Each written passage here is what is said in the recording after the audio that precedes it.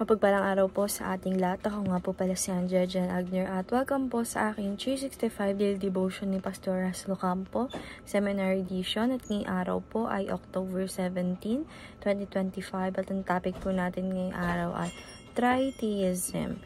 Posible ba na mayroon pang ibang mga Diyos? And yung scripture po natin ngayong araw is Deuteronomy chapter 6 verse 4. And yung sabi po dito sa ating concept na Tritheism as the mistaken belief that there are three separate God instead of one God in three persons.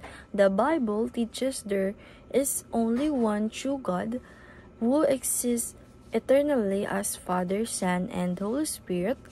True faith affirms one God in three persons, united in essence, will, and glory.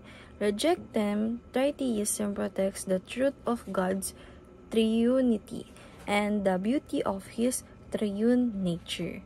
And yung sabi po dito sa ating scripture na Deuteronomy chapter 6 verse 4, Hear, O Israel, the Lord our God, the Lord is one.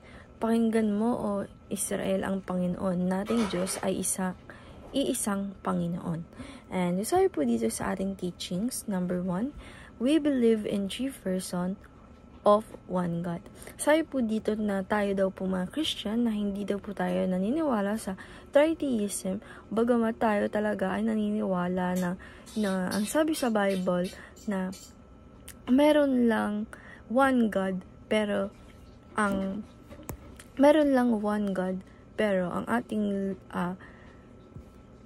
ang person dito is tatlo.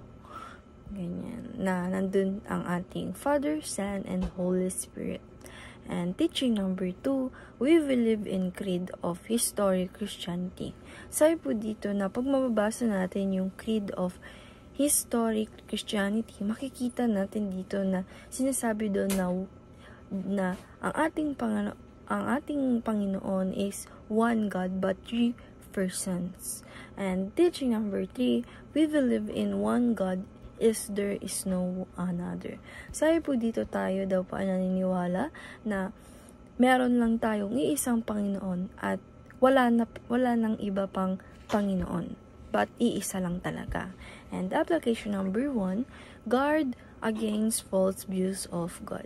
Sabi po dito na alisin po natin or maging against tayo doon sa mga fake news na nag-view sa ating Panginoon na ginagawa nila na tatlo daw to, na hindi lang to isa.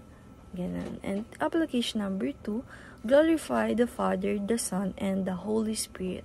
Sabi po dito sa life natin na apply natin na dapat na gino-glorify natin yung Trinity na meron tayo na iisang Panginoon but three persons, Father, the Son, and the Holy Spirit.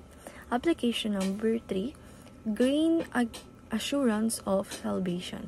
Sabi po dito na pag tayo ay nagminiwala or we believe na there is Trinity, dapat tayo ay nag-gain ng assurance na tayo ay maliligtas through salvation. And dahil lang po ngayong araw, maraming salamat. God bless.